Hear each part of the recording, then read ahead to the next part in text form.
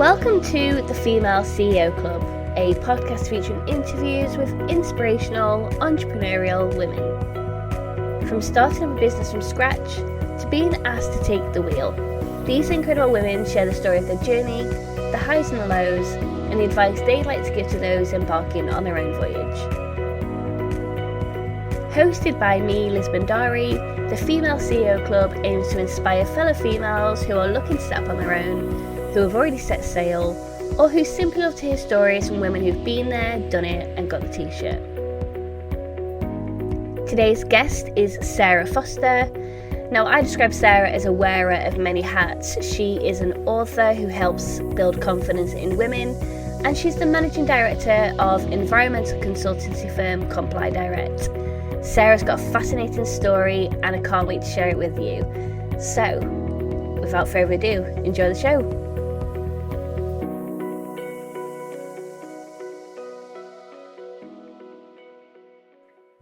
Welcome to the show, Sarah. How are you? Hi, Liz. I'm very well, thank you. How are you? Yeah, I'm good, thank you. Thank you so much for joining my podcast today. Thank you for having me. I'm delighted to be here. Now, we love hearing stories all about the journey that a woman has been on. And I especially love hearing the story about someone who's grown through a business and gone on to take the helm. So why don't you start with telling us a little bit about your career journey to date?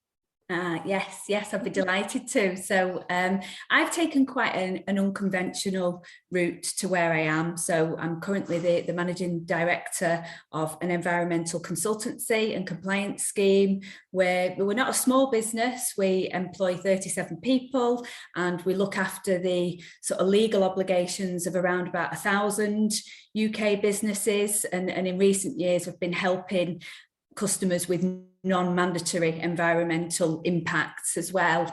So we deal with hundreds of suppliers. You know, it's not an insignificant business, but I started my career really in sales. And when I say I didn't take the traditional route, I didn't go via higher education. So I went straight from college 20 or so, just over 20 years ago, right into the working world, and just wanted to be kind of at the coalface, was very inspired by colleagues around me and what they could teach me, and wanted to just sort of learn on the job rather than take the academic route. I should add, I've since sort of come back to education in later life, which has served me very well. But yeah, I started out in sales and worked within the mobile phone industry straight from sort of college, when that was quite a new technology being embraced for businesses. And I went from there into advertising. I then spent a short time working at a Premiership football club before really finding my passion in the energy and the environmental sector sort of 10 years ago now. And I joined Comply Direct 8 years ago as sales manager. We were a lot smaller then. There was about 10 employees, a couple of hundred customers. So I've been on a real journey with the business in terms of growth, and pretty much done every single job within the business at one point or another. And since April 2021, I'm now the managing director. So I'm leading us through the next phase of our journey. It's exciting. And you know what? Going back to like the education side of things, there is so much pressure from high school that you have to go to college, you have to go to university. And I, like you, I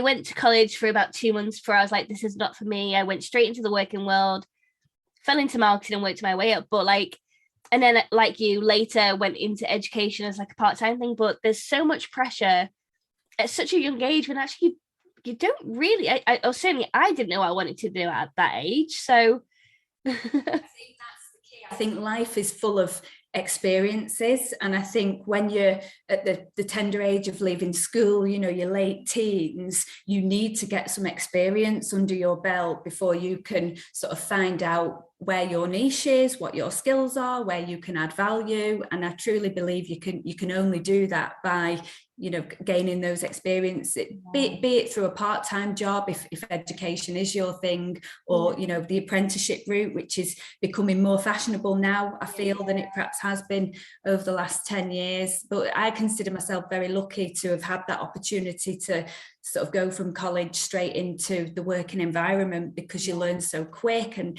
even etiquette of picking up a phone and how to write an email. You learn those things pretty much on day one because you have to. Yeah, definitely. I remember my first ever job, and I was a receptionist, and I was helping my boss write a letter, and at literally the end of it, I'd written "king regards," not "kind regards." Yeah. And I kept passing it to her, and I still hadn't spotted my mistake. And then I've never forgot that moment since. But I think you're right. You learn so much when you first go into any role, whether you've been through college or not. Like that first period of any new job is such a big learning curve.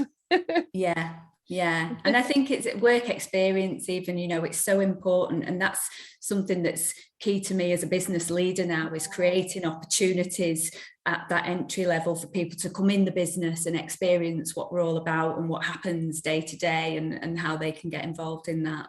Oh, I love that. That's really, really refreshing to hear as well. So you've obviously been on quite a journey. Did you struggle at all with like self-doubt and belief? And what did you do to like overcome that? Yes. So of course I did. And I think we all do. So my sort of passion outside of work of mine is helping people with their confidence. And in 2020, I wrote a book about confidence. It's called Yabba Dabba Do It. And it works on the kind of premise, really, that our brains are wired to keep us safe but not necessarily happy, which served us very well in prehistoric times, when the likes of Fred and Wilma Flintstone were around, and you needed to sort of keep yourself safe from bears or attacks from wild animals, and run back into your cave. Whereas the world's evolved, but not perhaps our brains in the same way. So I think we can often be our worst enemy in terms of creating doubts, and so I wrote Yabba Dabba Do It really to help people devise their own authentic framework to bring out their most confident self. And I think because of the world we live in today, there are so many challenges. I work for an environmental consultancy, so I'm particularly focused on things like sustainable development goals, clean air, clean water, recycling, the climate crisis in general. And I think in order to overcome all these big issues, we need confidence.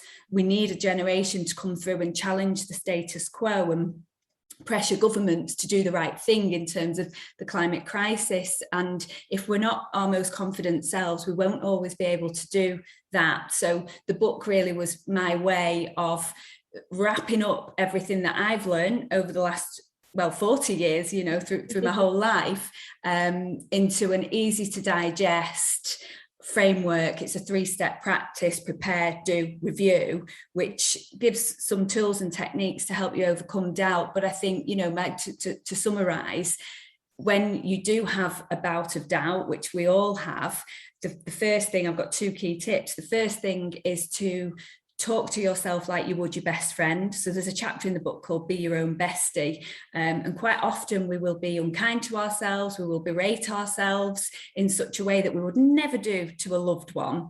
So, if a friend comes to us and says, I'm having an issue at work, or, I can't pass my driving test, we'll be full of encouragement, full of words, to help boost them up and to get them back on the right track. But when we have those internal conversations, we further berate ourselves. So first thing is talk to yourself in a positive way, as you would. So just imagine whatever you're having doubts about, whatever the problem is, imagine it's your best friend or a loved one coming to you with that problem, and just see what comes up when you give the advice from that viewpoint. And then the second tip, and you need to do them both together in tandem, is to take some action. So when you're feeling at a low ebb and things aren't quite going your way, as well as the positive self-talk, you need to take some inspired action, because only you can change. And it could be something as simple as putting your trainers on, going out for a walk, cleaning out, your admin drawer at home, or even just phoning a colleague or a friend to ask them how their day is going, and that will shift the energy and put you back on track. But I think doubt can also be a positive, because it can make you realize how much you want something and help you identify areas that you might need to work on. Yeah, and I think that's interesting as well. You touched on the pandemic as well, how that's affected people, because that did have such an effect on, I think, everyone. We were dealt with a scenario that we've never dealt with before, with more time with our thoughts to think, which can take you down some crazy rabbit hole of negativity or anxious thoughts, or out the other end of something really positive of, actually, this is not the life I want, here's the steps I want to take. How did you and your business tackle that, and your team members? Yeah, so it was a very strange time, wasn't it? If I rewind back to sort of the start of 2020,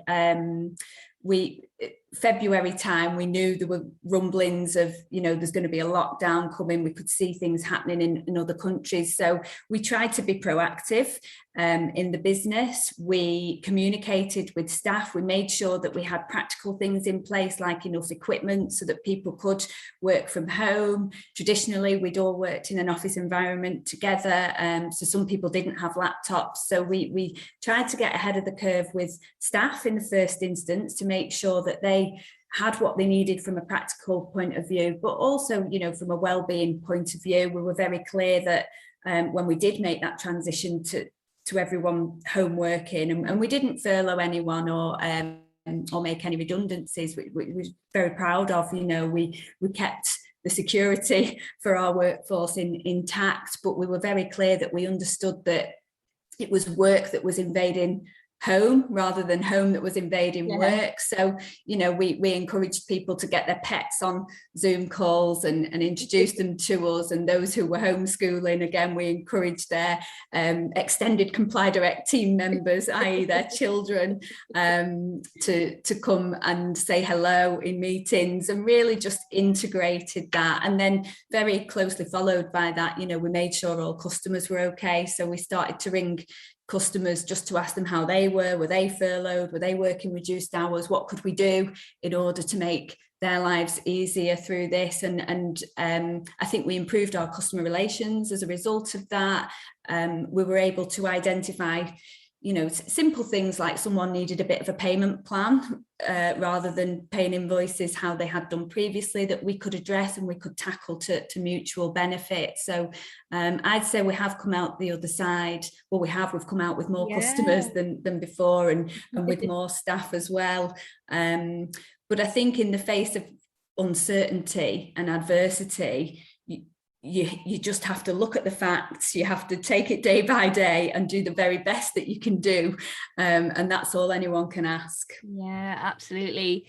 And I know that part of your mission, certainly through your business, and I think in your personal life as well, is to positively impact society and the environment, by leading, inspiring, and just trying to create this better, fairer, sustainable kind of world for everyone.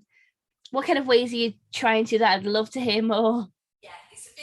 So we, as a business, we've committed to B Corp, which is fundamentally a framework that allows businesses to formally commit to placing the same sort of amount of thought and commitment to people and to planet as they do to profit. So the last 100 or so years, business lived in a very capitalist society. Businesses have traditionally put profit at the centre of what they've done, and shareholder satisfaction, whereas B Corp allows you to sort of challenge that status quo.